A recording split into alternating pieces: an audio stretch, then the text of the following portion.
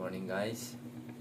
Today is October 20, Monday. Umpisa naman ang trabaho. So, gusto ko lang po i-share sa inyo yung aking experience about this past day. And then, hindi naman mga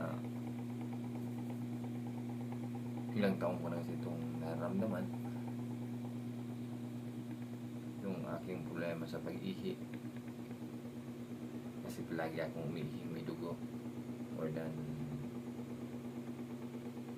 2 years na. So, nawo-worry ako kasi bakit ganoon. Laging may ihi ang aking dugo. Minsan, 10 out of 16, 6 out of 4, 18 out of 10 out of 18, 18 out of 24. So, nawo-worry ako. Pakita ko sa inyo guys yung analysis ko last October 17. Ito po yung result. Yan guys, yan ang result ng aking urinalysis. Nakikita nyo, RBC 30 out of 40. 3 plus. October 17, 2025.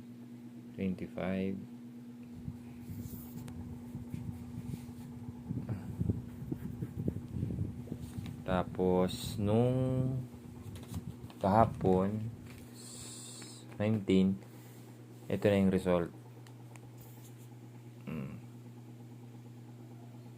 0 na siya, negative. October 19.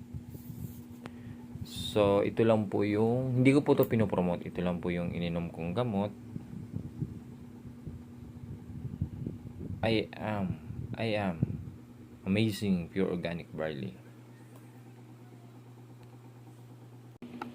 Hindi ko po yung binopromote yung gamot niya. Gusto ko lang makatulong na yung gamot na yon, amazing barley, talagang the best.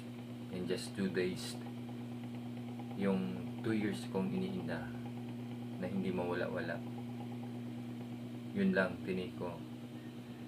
Barley, isa sa umaga, isa sa gabi, isa sa umaga, isa sa gabi, yan, nawala.